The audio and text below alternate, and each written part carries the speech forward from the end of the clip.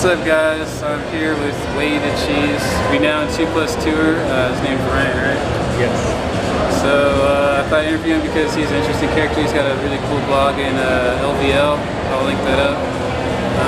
So how long have you been living in Vegas for? Oh man, I think going on 6 years now, but I could be completely off. It's definitely between 4 and 7.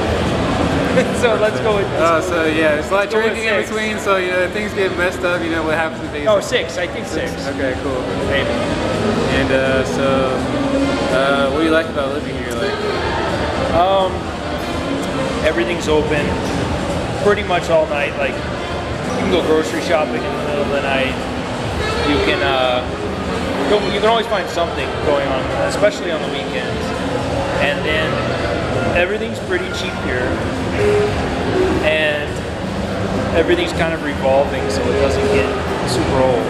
Yeah, 100,000 people flying in every day. Yes. Yeah, it's cool to be a 24-hour town compared to like some little town and everything's just at 9 o'clock. There's still stuff going on. You can go shopping or you can go partying at 3 in the morning or play poker.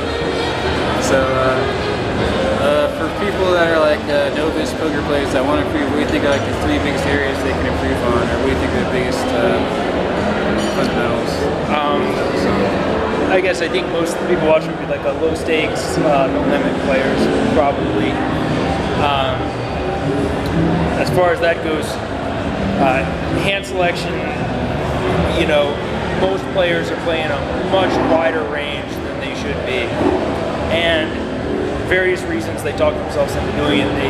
They either convince themselves they can play that hand properly when if they actually broke it down, you know, it would be negative EV. Or sometimes they fall into the trap of like, it's my favorite hand. Like maybe they were playing one night and played 7-9 and they won this $1,000 pot. And for the next 2 years, every time they're playing a session, they're going to call at least an open.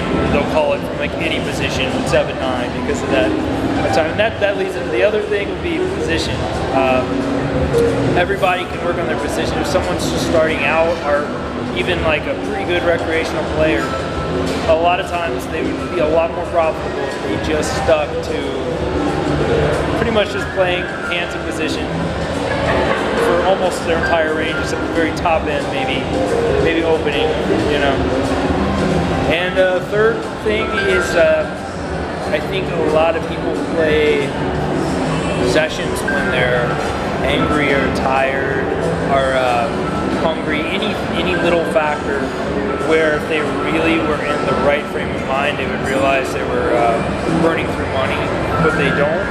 So instead of having a couple nice winning sessions, 150 here, 200 there, and then like this $80, maybe $300 loss.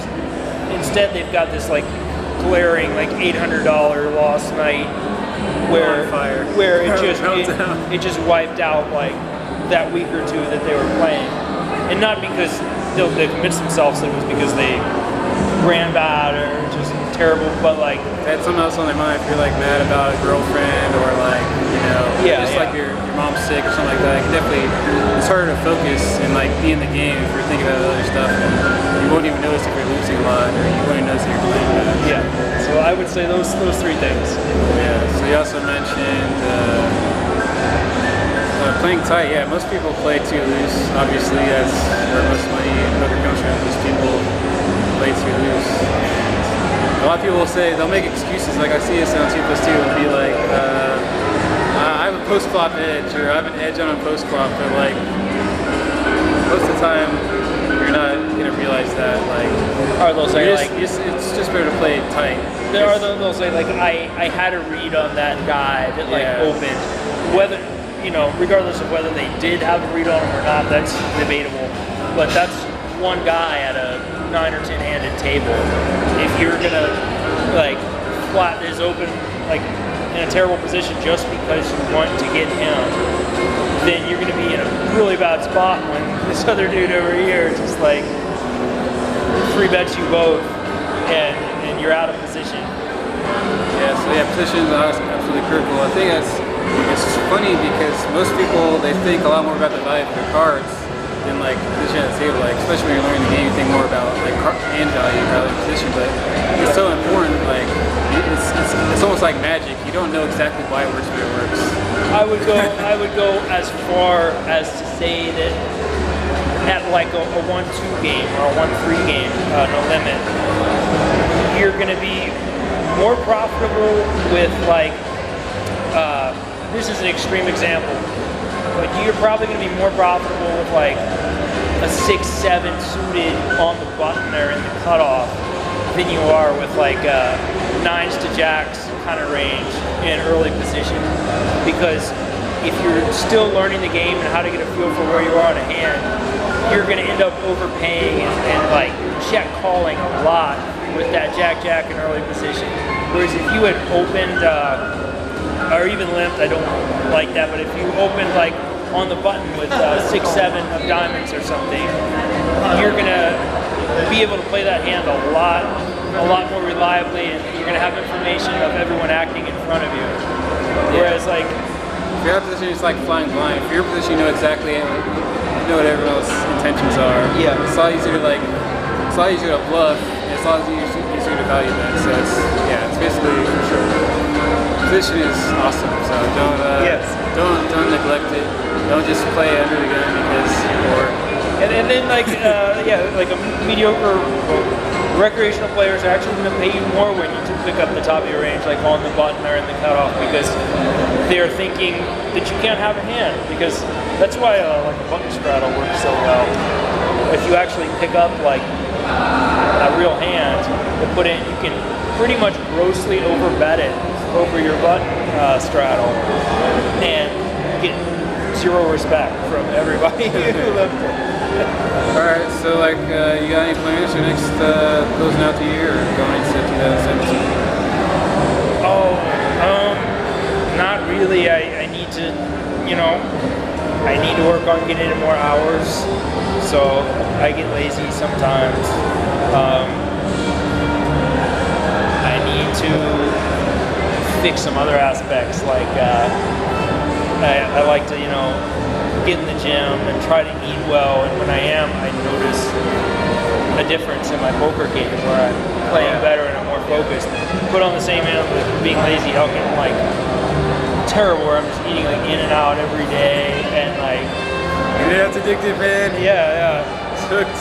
Yeah. And just really is. Bad food is, they do that, there's gotta be some chemicals they put in there to make it, you want to keep eating that bad food.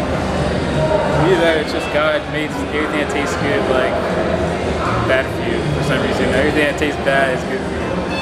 So definitely trying to get my hours a lot higher in the 2-5 games, and I'm having to like forcefully cut out a lot of tournaments because they're very time consuming, and like we were talking about earlier, there's a lot of variance in live tournaments where you can just run terrible for a while and it doesn't show for it.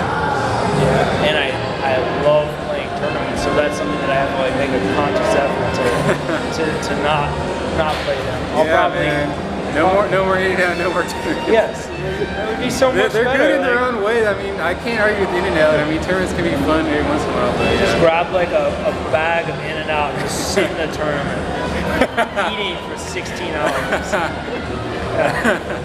But I'll probably play a few of the circuit stops here, and if they do another HPT stop here, I would definitely want to catch it. But like, I don't see myself traveling around much this year, and if I do, it's probably going to be more for the cash games than anything else, because I'm in this weird transitional place right now where I need to get the money roll and push it up, because like prior years I always had other money to like lean back on from when I was actually day trading probably like 8 years ago and up, and I was playing online more, and I just had a more consistent income. And now I'm at a place where if I want to keep playing live cash poker, I need to be moving up in the stakes and pushing the hours higher, and just being a little more professional about it. Cool. Cool. So anything you wish to bestow on the poker community? Oh. Any last piece of advice? The key idea? I guess I would say anyone watching, like, try, it doesn't matter if you're like a really recreational player or if you're a professional player, try to be nice to everybody at the table and don't turn off the recreational players to the game, because live poker is still super beatable, but it's not what it was, and it's still relying on new players coming in who want to have fun and like have drinks with their friends.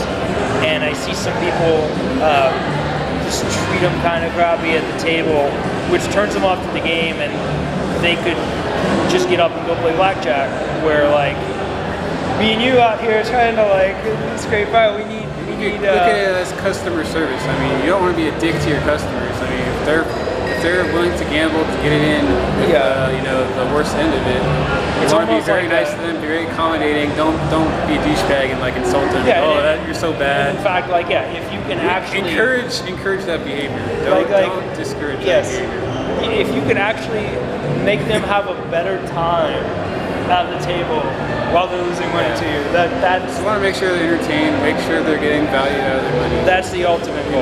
Don't like take their money and insult them as they leave. That's just, don't do that. Yeah. That's just, you want them to come back and, you know, have fun. So yeah, I think that's good advice.